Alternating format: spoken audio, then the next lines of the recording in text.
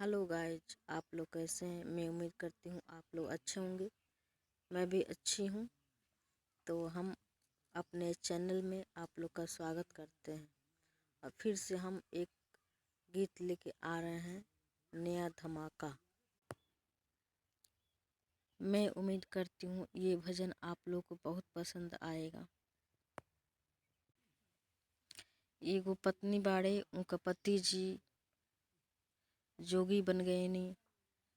वियोग में पत्नी का कहतरी, सुनी।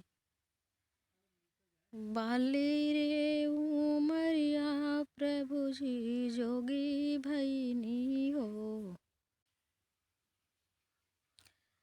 दिनमा के लई है पार।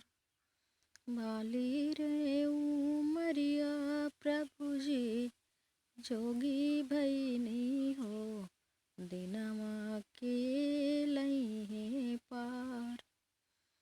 पति कहतनी, तोहरा ताये धानी माई बाबू हो, दिनवा उहे लई पार। तोहरा ताये धानी माई बाबू हो, दिनवा उहे लई पार। पत्नी के संवाद देखी कितना अच्छा पत्नी विचार कैली।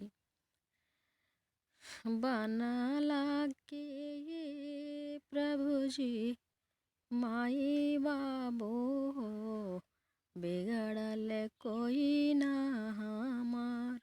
बनला के ये स्वामी जी माई बाबू हो, बिगड़ल कोई ना हमार। बाली रे उमिरिया पिया जी जोगी भैनी हो, दिनवा के लई है पार। बाली रे उमिरिया प्रभु जी जोगी भैनी हो, दिनवा के लई है पार। तोहारा ताये धानी भैया भाभी हो, दिनमा उहे लई है पार।